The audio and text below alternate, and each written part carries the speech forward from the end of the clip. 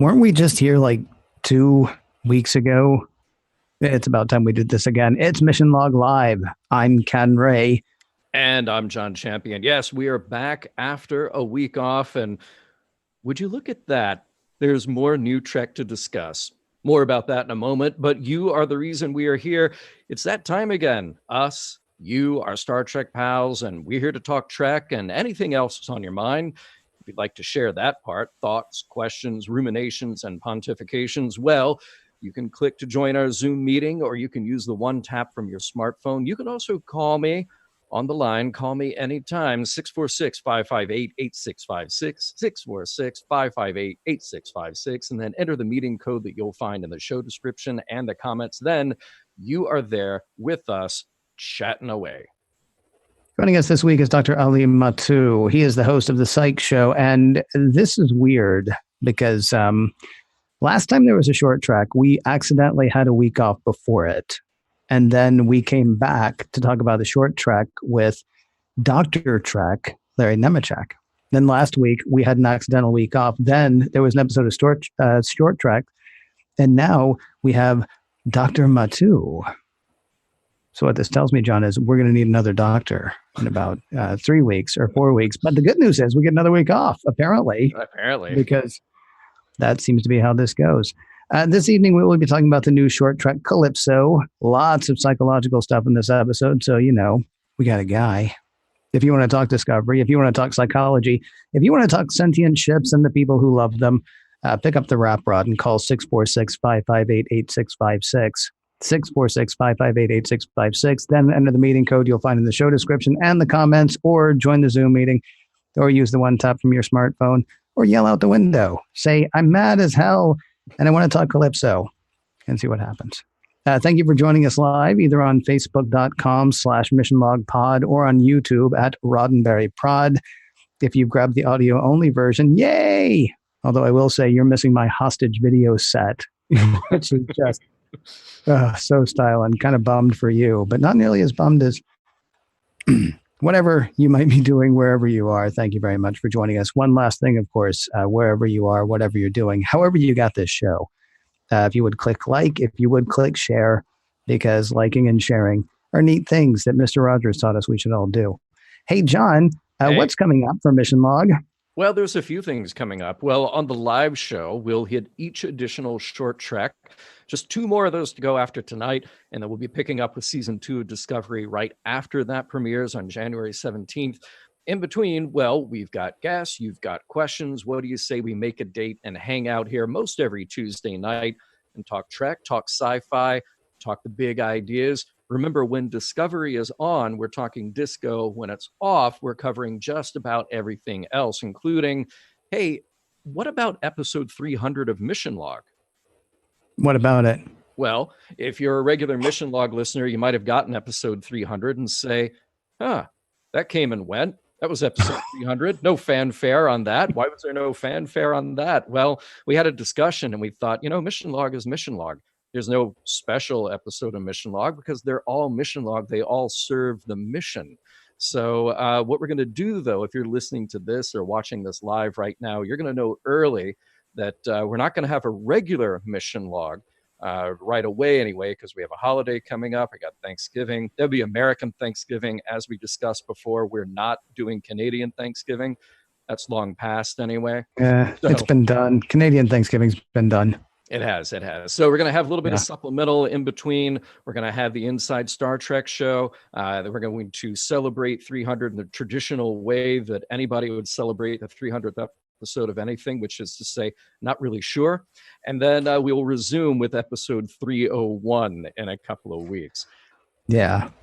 Somebody, I feel bad actually, because I was talking to a Mission Log listener and they're like, oh, I'm really excited because I've already watched this week's episode. And I'm like, oh, yeah, about that. Yeah, pump the brakes, pal. Hey, before we get into the VR stuff coming up, which I know you've got a handle on, I do want to say hi. There's a lot of new people here in the chat right now. Well, of course, some old friends like John and Josh and Paul. We've got Evan. We've got Timothy. We've got Steve. I believe you just were talking about Steve Sheridan. We've got Chris Riker, Chuck Joyner, David Takeshi, all the way from Ohio tonight, Scott Palm, Evan, Brian, Narda, and I believe Tracy Lee Coco in there saying hi as well. So nice to see you all. I hope you have good questions, and I hope you all watched Calypso because it was provocative, mind bleepery. But Ken, before we get into that, Yeah, well, before we even get into the thing that you're saying, before we get into it, I need for Timothy to do us a favor. okay. I need for Timothy to stay around all night, and I also need him to be cool with being called Timmy a couple of times tonight. Oh yeah, because you see, so that if we come to a point, then I want to be able to go, you see, Timmy, and then go ahead and say what the point is. Cool. For example, we're going to do some stuff about VR. You see, Timmy, VR means virtual reality.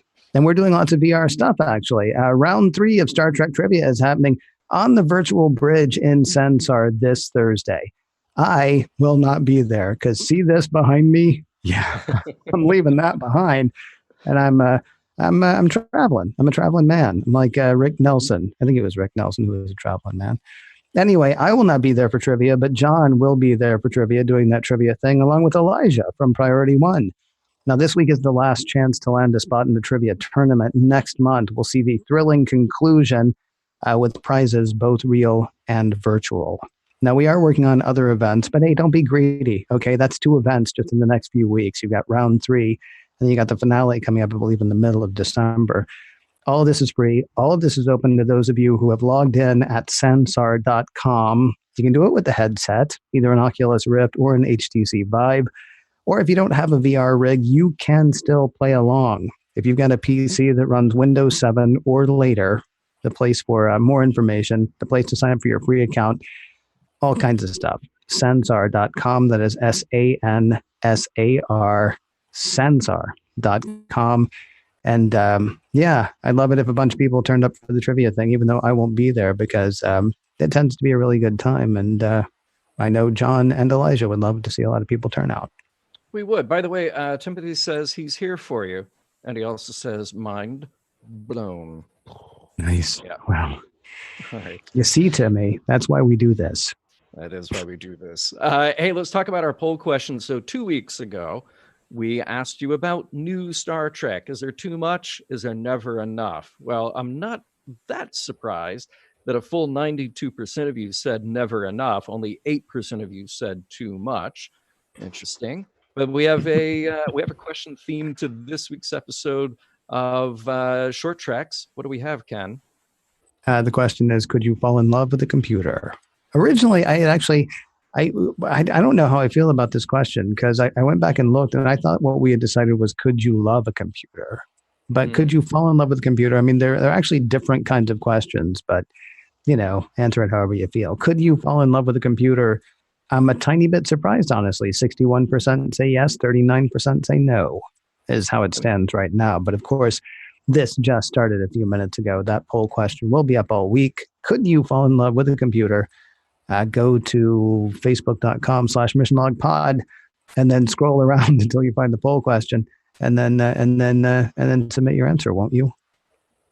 I say 39%, just not trying hard enough. Your computer has to give you something. It does. Yeah. I mean, he didn't just show up on that. Well, I shouldn't even say he, who, what, because this is the part of the show where we should actually do a recap of this week's episode of Calypso. Mr. Champion actually took the reins of the recap this week. Sir, if you would please let everybody in on the magic that was Calypso.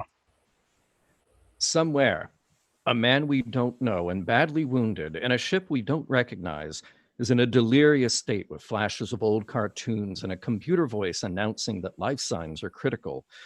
Then we see his smaller ship pulled up via tractor beam, rescued by someone aboard the USS Discovery.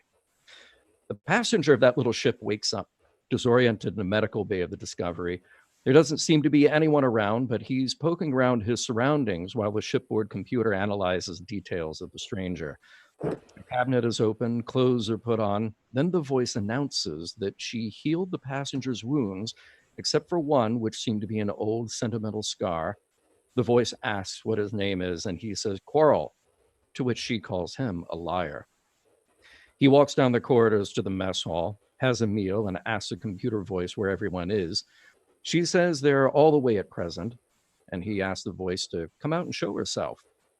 But she's not really a she. She is the computer. And she asks again what the stranger's name and his real name.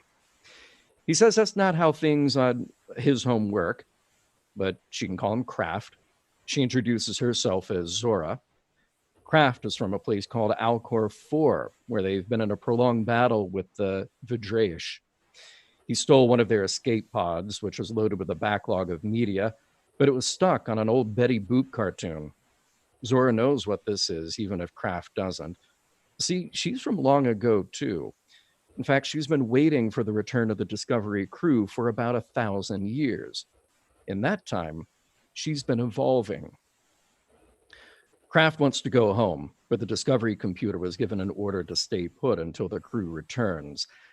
There's a shuttle on board, but it's never been flown, which leaves Kraft stuck, reminiscing about his wife and his 11-year-old son, who he hasn't seen since he was 1. The days pass. Zora provides all that Kraft needs: food, conversation, entertainment. She even plays for him one of her favorite movies, Funny Face, from 1957 with Fred Astaire and Audrey Hepburn. Zora seems entranced. The music, the romance of it all. She even hums along. Later, Kraft tells Zora that if he were at home, he'd be on a boat, fishing, taking in the experience of every detail on the water. She recreates the sounds for him, and he's grateful at how much she's given him. Kraft asks if anyone ever did anything for her, which takes us to the montage. Roll film on Funny Face, and Kraft is learning Astaire's moves. He replicates a dazzling white suit, then meets Zora on the bridge. She projects herself at first as the movie's co-star, but Kraft says he wants to see her for who she imagines herself to be. A new image emerges, and the two dance. When the music crescendos, it looks like the two will kiss until Kraft sees his wife in his memories. He freezes the program and leaves the bridge as Zora, clearly upset, says she's not real, that it doesn't mean anything. Liar, he replies. And then you've never seen a sadder sight until you've seen a frozen hologram shed a tear. Some time passes, and Zora tells Kraft he's needed in sickbay. There, she replicates a uniform for him and says he's been away from his family too long. In the shuttle bay, a sad farewell is taking place. She asks if they were lovers. Then would he tell her his true name?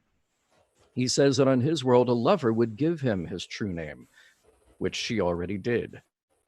Kraft boards the shuttle, christened Funny Face, and flies off from Discovery. The end. Boy, that's a lot longer than the recap I was going to write. What were you going to write? Yeah, Discovery finds a guy. The guy falls in love with Discovery. Discovery falls in love with him. He has to leave.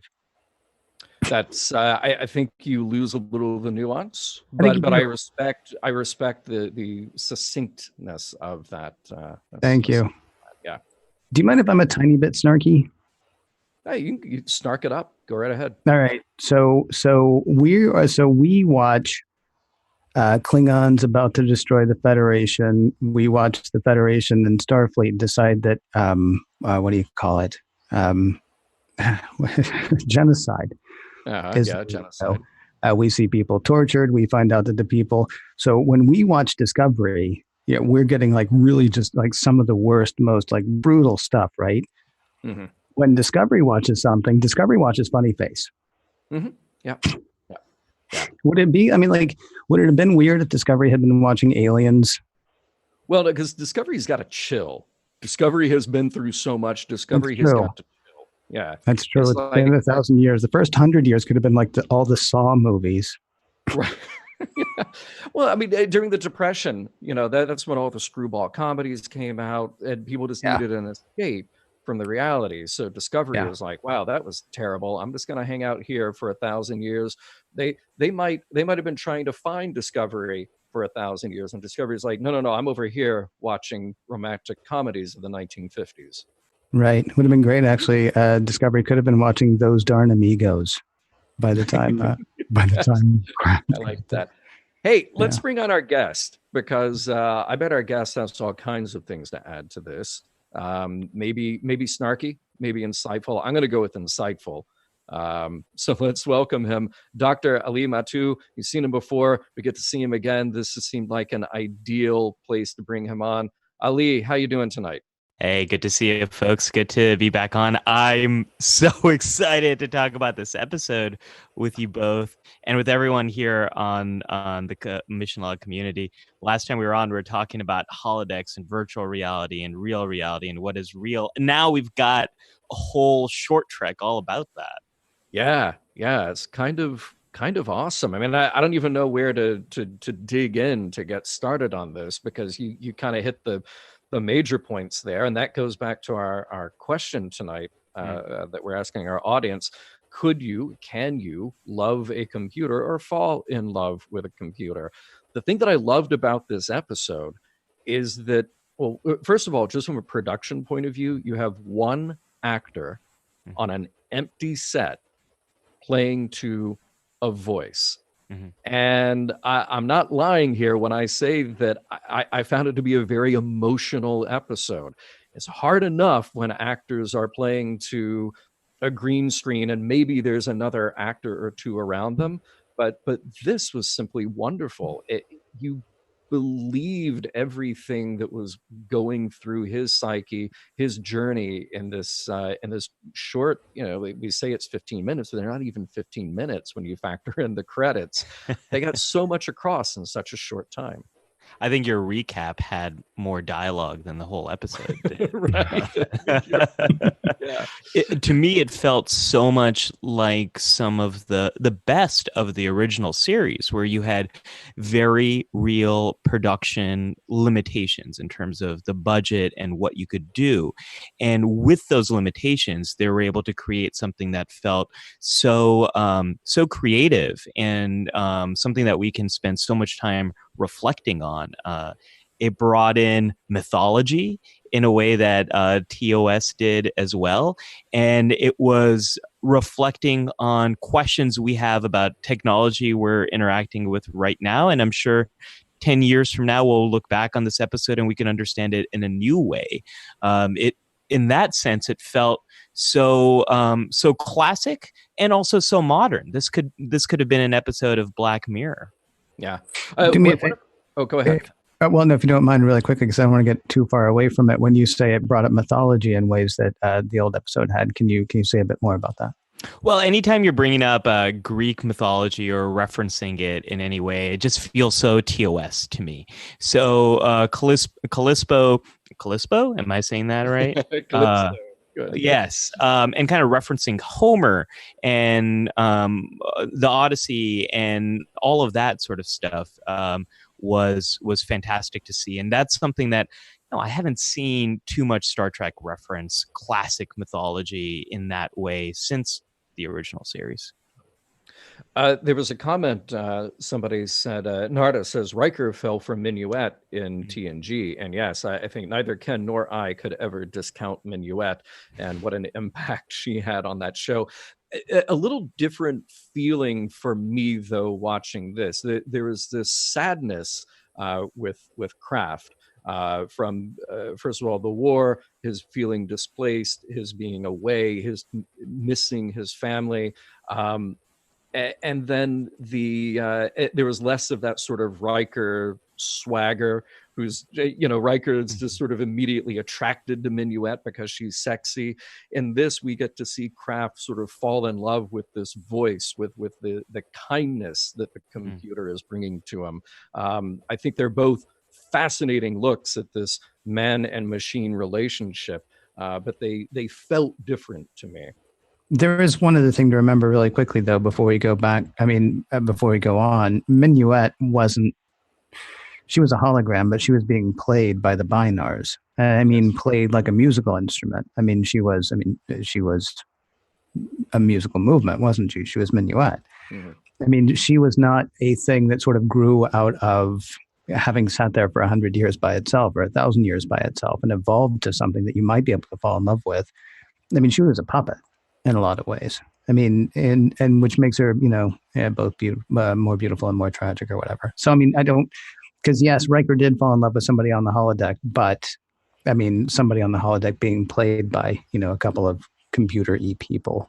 Well, and from a performance point of view, going back to this thing about how they shot it, Jonathan Frakes actually got to be there with another human being and interact, which brings out a whole different kind of performance typically than somebody who's acting to an empty room. So again, I hate to get just stuck on that, but to me, that's No, it's cool. hallmarks of this episode. It's a wonderful. Go ahead. I love your comment, Ken, because it also speaks to the difference in the relationship here. This seems to be much more an episode about two people falling in love with each other. And we could argue who's falling in love with which character. But to me, it felt like it was really the story about both of them coming together for this moment. Mm-hmm. Can I ask, I mean, because I assume that what a lot of people might get hung up on, although it's interesting, watching the comments go by, and I can't think of any particular one that I've seen just off the top of my head, but watching the comments go up by, everybody seems to be fairly sympathetic to what happened in the episode. I honestly expected a lot more. It's not real. She's not real. It's not a real person kind of thing. And what I found myself wondering in those situations is like, talk to me about that part of it. I mean, it almost feels like if I have a crush on somebody that I don't know, that's probably more well respected among a lot of people than if I fell in love with a computer that seemed to be interacting with me, because the crush is on somebody who's real, even though they're not really real, because it's just what I've made up in my head about that person, as opposed to having any sort of interactivity. I mean, let's just cut to the chase. I mean, talk to me about falling in love with a computer. I mean, talk to me about things like Her or, stuff like that. I mean, what is that? Is it healthy? Should we not? How much will it cost per month? Little things. Hey, can I just, Ali, hold that thought. Can I just read the most heartbreaking thing? Chris in the chat says, I wonder if 5 minutes after Kraft left, Zora projected a 3D Kraft and danced with him. I'm going to cry. Chris. Oh. Don't you ever? Well, she did. No, that's what happened at the end of the episode. Right. Right? Of course, yeah. That is what. So yes, the answer is yes, Chris. Yes. And now you've made John cry. You're going to make me cry. Okay. So back to you, Ali.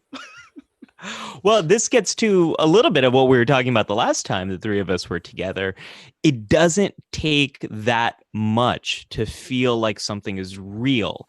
There's a great scene in this episode where Kraft is sitting there looking out into the stars and he's reminiscing about his home and thinking about being on the ocean. And the computer, Zora, starts filling in the blanks there, adding a little bit of sound, and he starts talking about that bird and the cuckoo, whatever sound it makes. And right there, he feels back in that moment. And that's what's so cool about our mind. It is so great at imagination and filling in the blanks here. So it's absolutely possible to develop a relationship with something like a computer. Some of the early bots that were on the internet were these therapist bots that would just reflect back what you're saying and ask you about your feelings. And for a lot of people, they've found it to be a pretty important relationship in that moment. Like they got a lot out of that. So for me, I felt the computer was very much a compelling character, and it was probably most compelling before we even saw that projection of her. I had the sort of image in my head of who she was and her personality. Ken, you're talking about Her, which is one of my favorite movies on this topic. And even though we all were hearing Scarlett Johansson, we saw this, we all had an impression of her personality, the AI, and who this person was. So emotions and that connection are more important than seeing, feeling, and hearing all this stuff. Some of the research on VR has looked at presence, how present you are in the moment and in the virtual environment. It doesn't take that much to feel present. It just takes a few things as evident in that one scene when he's imagining being back on his ocean. 646-558-8656 is the phone number to call. 646-558-8656. You could call up and ask a question about this episode or any other questions you have for John, me, or Ali. I should have done it the other way though, because that's more polite. Yeah. But I like the rhyme. I was liking the way that was going. You can also, by the way, enter the meeting code that you'll find in the show description. No, you can't. Not without going to the Zoom thing. Something. You know how to get in touch with us. Just do it, because we're here for like another half hour or so with a bunch of really heady, really deep, really cool stuff, I think. So here's a question. If Zora, and by the way, somebody in the chat asked, how did they arrive at the name? Or I'm sorry, how did the computer arrive at the name Zora? That's a very interesting question. Leads me into the thought that I had for myself. At what point does Zora become self-aware? Or is Zora simply a device, a machine, a program that passes the Turing test for us? Does it matter if we think Zora is conscious or not, quote unquote, alive or not? She says she's not alive, but she's expressing things in an emotional way when she's interacting with Kraft. Is it simply so much programming that is convincing enough to Kraft that he then forms an emotional bond? Or is that thinking too much about this episode or about the intent with the computer here? This is what I love and hate about you guys is you ask these really big questions that have absolutely no easy answers. Nope. So this is something that we're going to be questioning a lot in the near future. The idea of when is something self-aware? There's that classic moment in the Terminator, I forget which version because it's been redone so many times, but they say the machines became self-aware. That's when they became alive. And that idea of self-awareness, in psychology, it's this idea of objective self-awareness, that you are aware of yourself as a social being. So when we walk when we're walking down the street, we see a reflection, we know that's us and not some other thing. Interesting side note, we used to think there weren't that many species that could do this. Very recently, we've discovered, we meaning humans, not like me, I didn't discover this, but we've discovered that dogs have objective self-awareness too, but it happens through smell. They can detect their own smell and recognize it. So maybe a lot more species have this ability. Anyways, at what point is AI going to be aware that it is AI and it exists? That's the question. And John, your question here brings up a very complicated issue. With enough advanced programming, it's going to be very difficult to know, is the AI actually self-aware, or is it very good at looking self-aware? There's going to come a point where we might not be able to tell. And then the question becomes whether or not it is self-aware or just replicating self-awareness. How do we treat it? And what does that say about us? Right. And if I can't tell the difference, does that really matter? If I can't tell the difference to something that's aware, is conscious, has an emotional life, then I think what you're getting at, Ali, am I still obligated to treat it as if it were? Yep. Well, I mean, it goes back to measure of a man, though, doesn't it? It's not even about whether or not it's alive. It's about how we're going to treat it and the possibility that it might be. I mean, if you look at the way we treat other people on this planet whose names we don't know, computers don't have a shot. But of course, then we don't have a shot. Because if we're going to treat computers that poorly, and computers can actually go in and be like, oh, you don't like that? How do you like your air quality? I mean, there are all kinds of things. I mean, we need to be nicer whether the thing is actually aware or not, don't we? Because that just says more about us, whether the thing is real or fictitious or whatever you want to put it. Yes. And this is happening right now. We're all dealing with this. If you have a Amazon Echo or a Google Home, you have the ability to have interaction with these devices. And children often don't necessarily know what this thing is, or if it's a person, or if there's a person inside this cube or anything like that. They learn a lot about how to interact with other stuff based on how they're interacting with these devices. So if we let them treat these devices like crap and swear at them and kick them and all of this sort of stuff and say nasty things to them, those lessons are going to stay with them. And it's more likely that they will interact with other humans that way too. So not only does it say a lot about us, but Ken, you're right. These are important lessons that continue to have an impact on humans, whether or not it's an Amazon Echo or Zora on the Discovery. See, the problem is the Echo is just useless, though. That's the thing. I mean, I wouldn't say that to its not face, but John and I had this amazing conversation recently about, so the Echo is telling me exactly what to do on the screen. I go back and tell the Echo exactly what it's told me to do on the screen. It then starts doing something else entirely. Right. It tells me I got it wrong. Yeah. Although maybe, I dated a woman like that one time too. So maybe Echo is actually setting us up for the future of what the future is going to.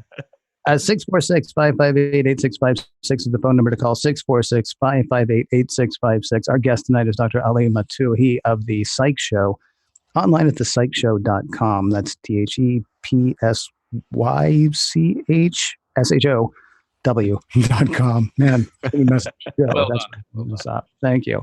And we'll get back to Ali in just a moment, but we've actually got a bit of business to do, don't we, Mr. Champion? I believe we do. I believe that business has something to do, I don't know, with the Eagle Moss Discovery Starships collection. Well, if it didn't, then we might as well go ahead and talk about that anyway. Yes, because, like we're talking about, Discovery's back. Boy, how about all those shots of Discovery this week, right? With the lightning flashing and the smoke outside, because, just like space, there's smoke right up.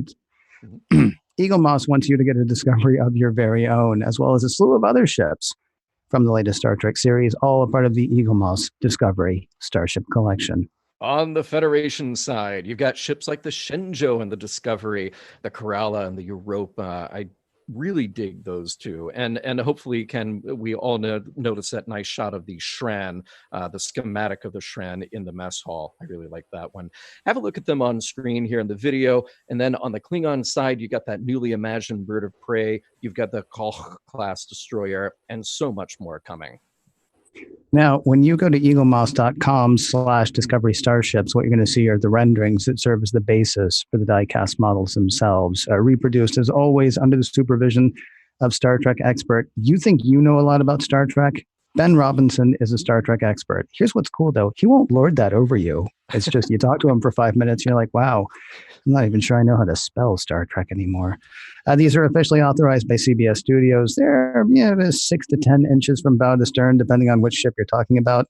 Hand-painted, rich in detail. Each comes with an awesome magazine full of real-world and in-universe information, and each comes with a display stand suitable for displaying your ships.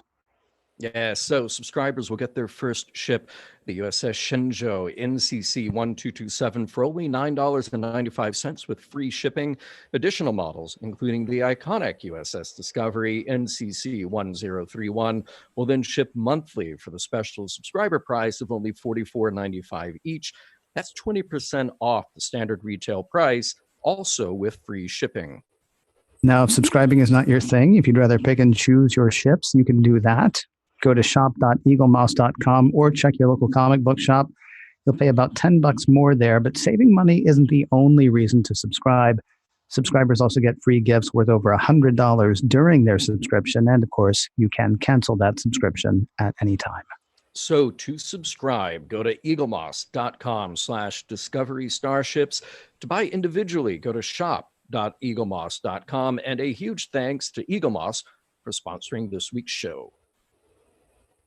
646-558-8656 is the phone number to call. 646-558-8656, or you can join via video, because it's a video podcast, and so you could be sitting there with your head on the screen, just like our heads are on the screen right now. You do the Zoom thing, by the way. Did I mention that, or did I just say join the video thing? Hit the Zoom link in the Facebook chat. Yeah, there you go. Well done. All right. So here's the thing. If we leave a Starfleet computer alone long enough, it will just evolve consciousness, I guess. I mean, the interesting thing about those computers, as opposed to, the phone here, the computer that I'm talking to you on, is that those are designed around sensors and a certain kind of artificial intelligence to keep going and respond to orders. And I wondered, does it decide to have a personality on its own? Does it decide to have the kind of voice that it wants to have? Is it an amalgamation of all the information that's coming in? In one direction, you could imagine this going as HAL from 2001.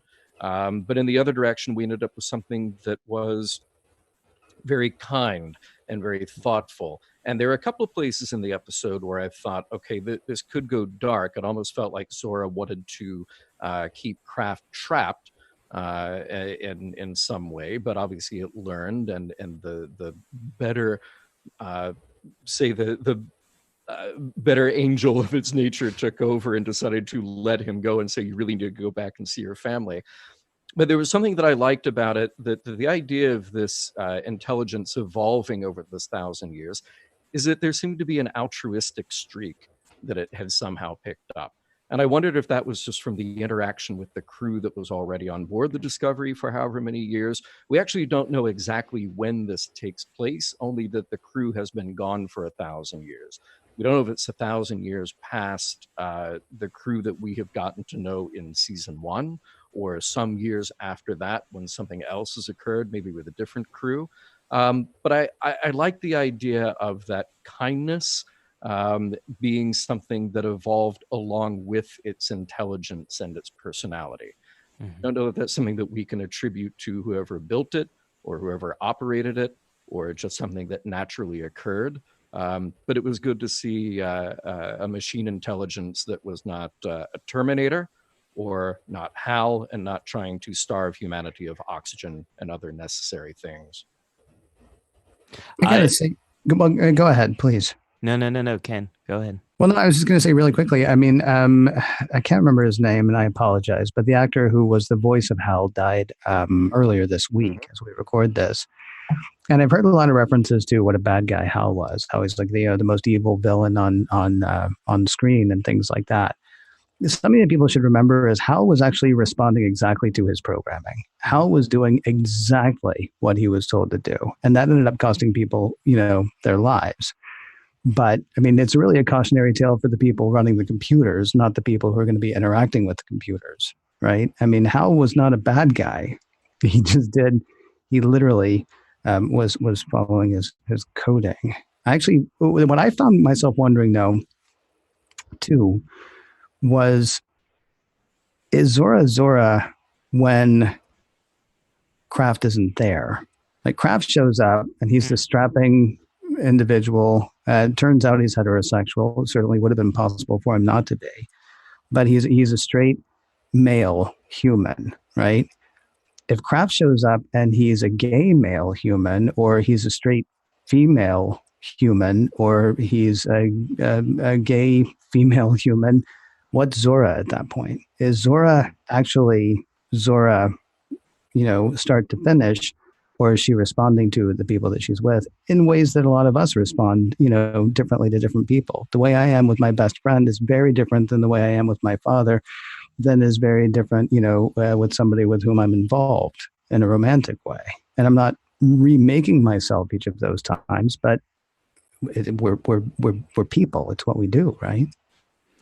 So much stuff there to digest. I know. I need a nap after just saying it all. So let's put this stuff together.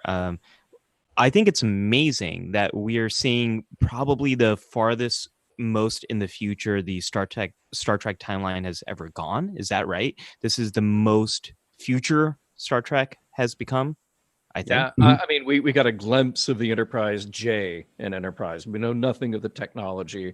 We really don't know that. Well, in the time ships from Voyager, I can't remember how far ahead those were. But yeah, this 25th century. It was 26, something 26, like that. Yeah, this is the only really significant time that we've spent with a technology and that far ahead in the timeline. So what's cool about that is it addresses one of the big criticisms I've had about how Star Trek has done AI. There's very few episodes where the ship gains consciousness. I think there's one in TOS, maybe one in the animated series, maybe one in TNG, not much beyond that.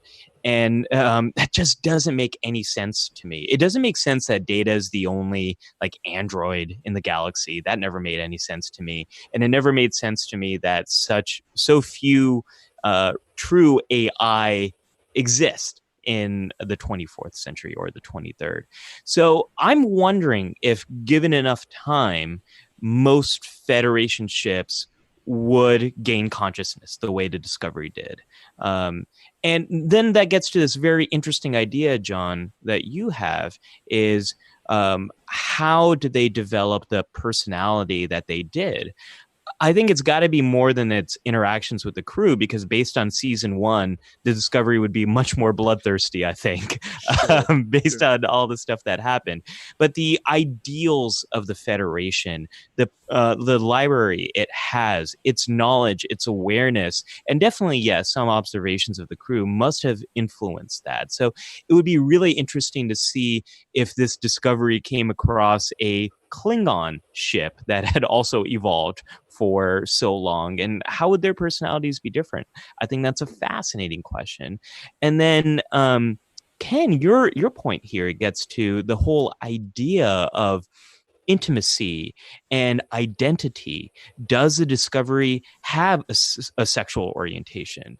Does it have gender? Was it simply lonely and it knew that the best way to develop a connection here might be to pursue a romantic interest? I don't know. And also, is this person, is he heterosexual? Is Kraft heterosexual? Maybe he's bisexual. We have no idea what his background is. So that opens up a lot of interesting questions here. And so I'm just putting questions back at you both. And is this the only, is there something unique about Discovery that allowed it to develop this, or could we have seen this with the Enterprise D if it didn't crash on Viridian 3, was it? Yeah, I don't remember. Wow, Yeah. well done. Yeah. Well, I mean, I believe what Zora said was, she was alone for 1,000 years, and so she mostly spent that time, kind of emerging for all intents and purposes. She's got a crew of 300 people that she's got to take care of. She's got to go from point A to point B. She's running whatever replicators. I mean, not to make her sound too put upon, but there's not really a lot of time for Zora in Zora's life, right? Leave her alone for 1,000 years, and maybe consciousness can emerge in that way, because you've got all this computing power sitting there with absolutely nothing to do except for running systems or things like that. I mean, I think, I don't know that Asimov would have written it the same way that Michael Chabon did, but I mean, he might have. I mean, it wouldn't have just been like sort of a magical, and 1,000 years later, this happened. Robert J. Sawyer wrote a trilogy called, it was called WWW. It was Wait, Watch, and Wonder, I believe. And it sort of addressed the idea of the World Wide Web becoming sort of an emergent consciousness. And that was interesting because you kind of, like when you're reading it, you have no idea what it is you're reading. You're reading something in all caps. There are almost no spaces. It's kind of making words, but it's not really making thoughts. And over the course of, I think, the first book, we sort of get to know its personality. And then we watch it grow a tiny bit in the second book. And the third book is, the third book. I don't want to ruin it for anybody.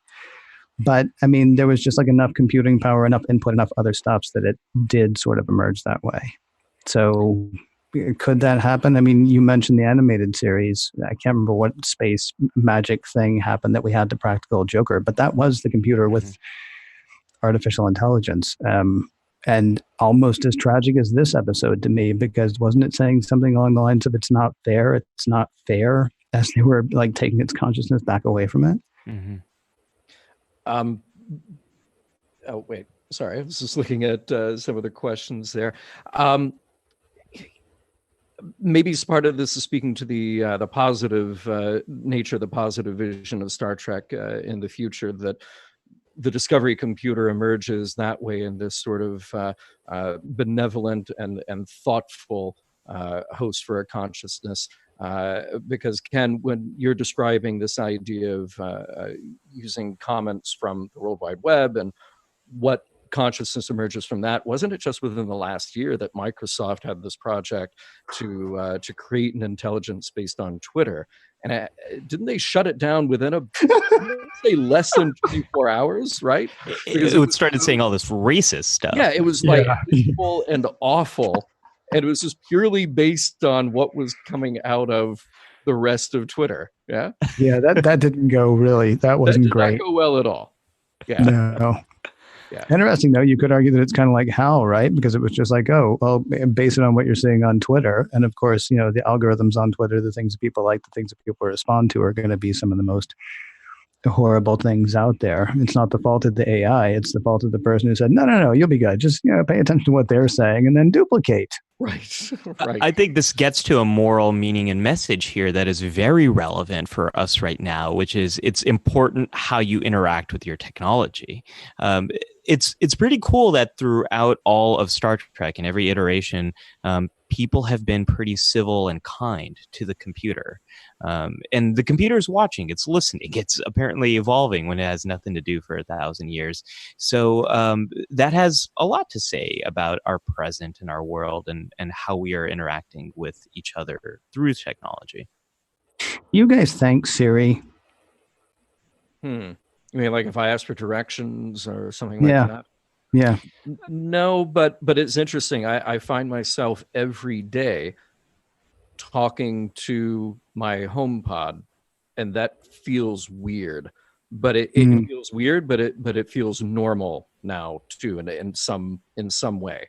Like I'm used to the idea of talking to Siri to ask for simple things like turning the lights on and off and starting music, and Siri will sometimes thank me or have some clever comment like, oh, sure, here you go. And it's very nice. It's very pleasant. But there's still a part of me that is not unaware of how strange that is, that I can be alone in a room, kind of sort of having a conversation out loud with a box. Ken, I don't really want to answer your question because I'm going to go against everything I've been saying. I don't talk to Siri often. And when I do, and she gives me the answer I'm looking for, I don't thank her or him or it or them. I don't know what's the right pronoun here. But when Siri gets it wrong or Siri just Googles web, I always say stupid Siri.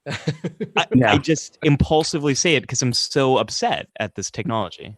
Now, let me ask you a question. Do you actually push the button and say stupid Siri? I mean, because look, I have no idea how Apple's algorithms work. I have no idea, what they're actually listening to. I know they anonymize a lot of your content or a lot of, the information that you send to Apple. I will push the button and say thank you to Siri. And it's not because I think Siri someplace appreciates it. It's because whatever the next version of this is going to be, and the version after that, and the version after that, I would rather it be programmed with a bit of humanity and with a bit of civility. And so, I mean, I don't have any illusion. I don't think, oh, my phone likes me so much, I want to be sure my phone knows that. I mean, we're interacting with the system now somewhere along the way. If I have any input at all, I want it to be known that I would like this to be pleasant, I guess is basically the thing.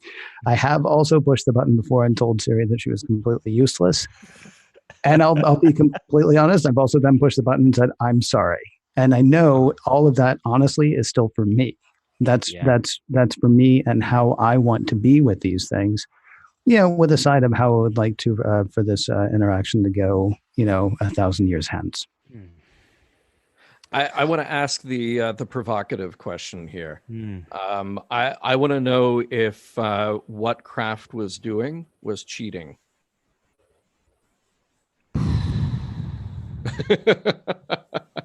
So this is a really great question.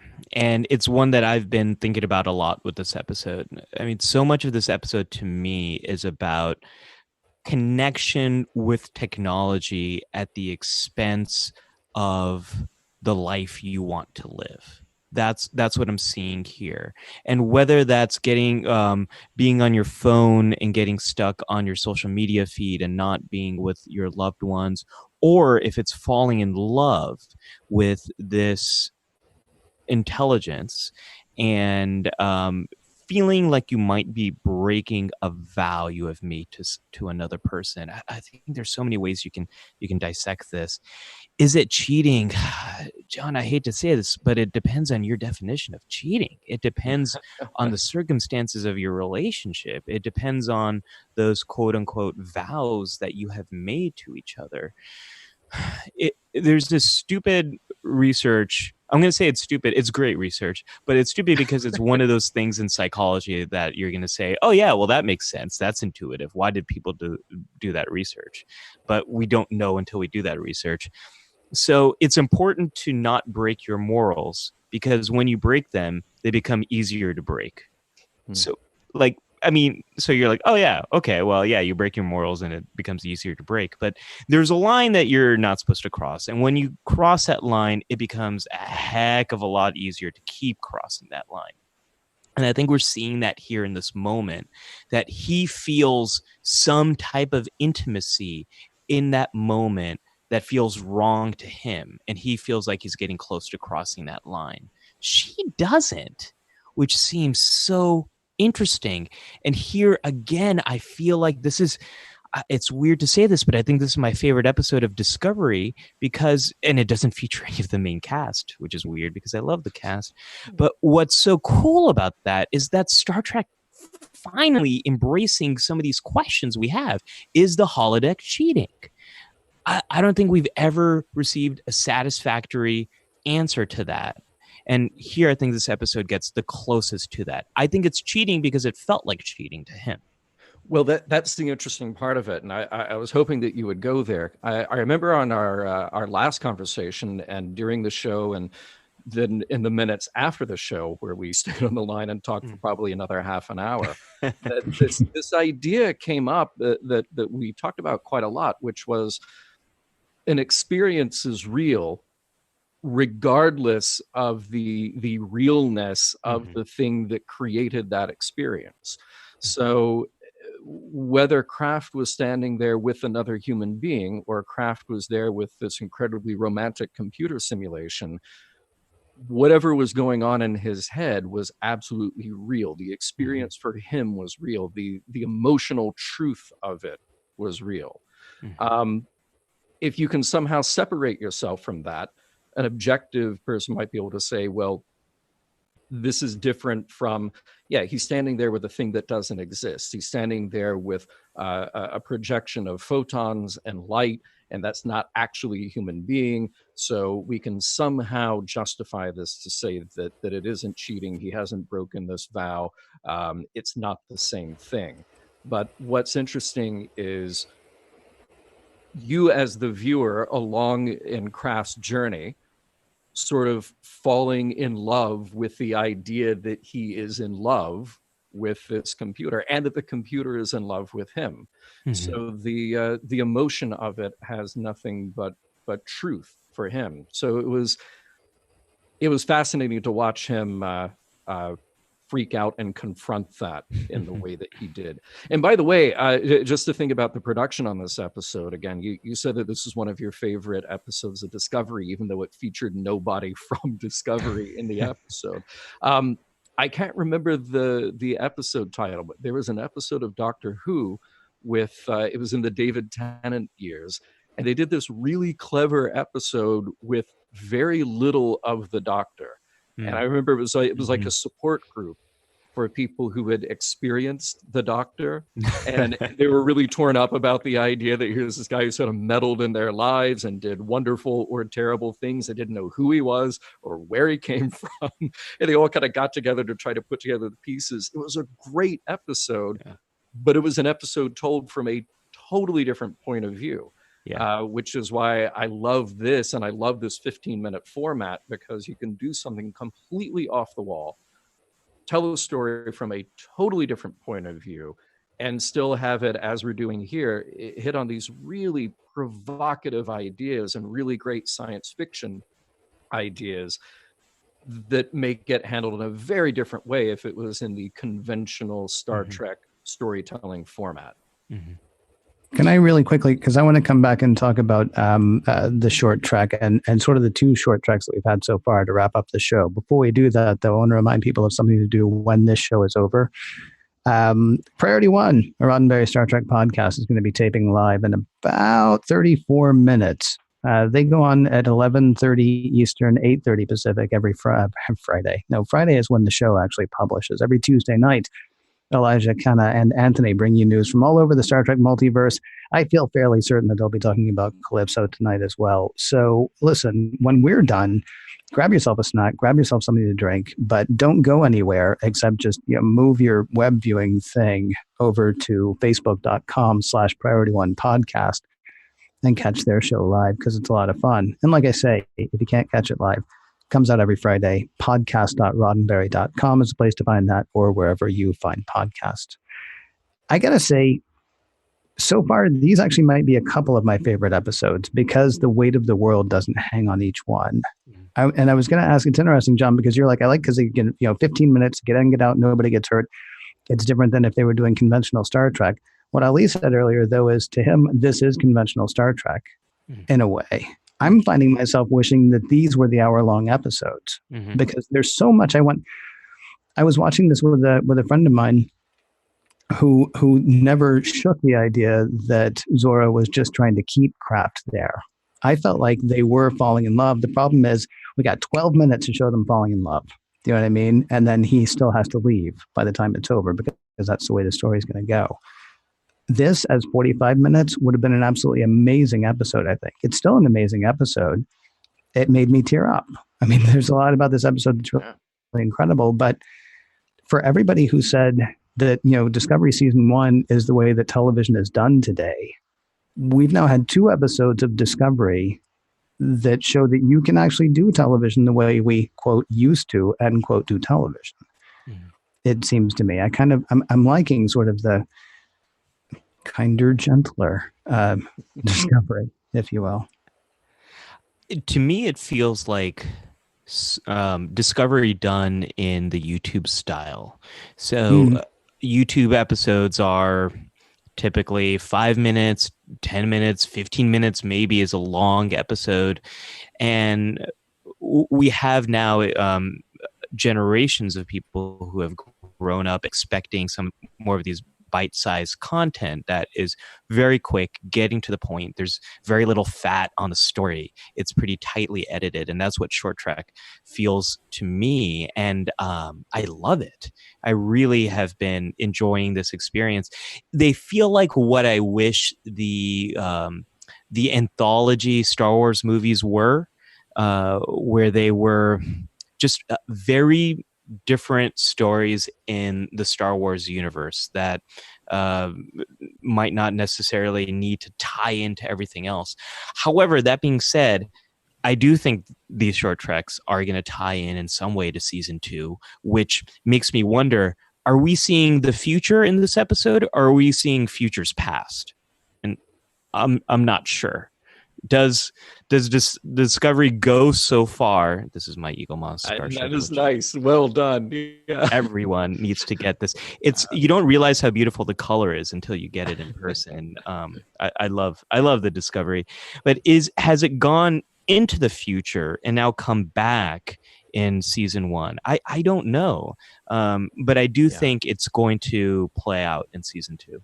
I kind of wondered the same thing. Were we seeing truly 1,000 years hence, or had the crew gotten taken away into some other adventure, some other timeline, something, and maybe they're gone for the wink of an eye, to coin a phrase, and then they'll be back, and it's only been a moment for them, 1,000 years for this ship, but now they got to deal with Zora.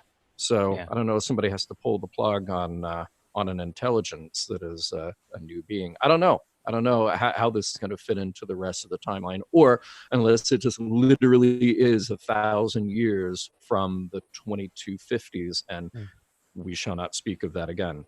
I don't know. Curious to see how it turns out. Ali, it is just every time. It's always a pleasure to have you on, and I can't thank you enough for being back here. And making me feel not quite insane about the ideas that strike me as insane. And for bringing your expertise, thank you very much. And I certainly hope you'll join us again sometime. Oh, thank you both for making my brain hurt in the best way possible.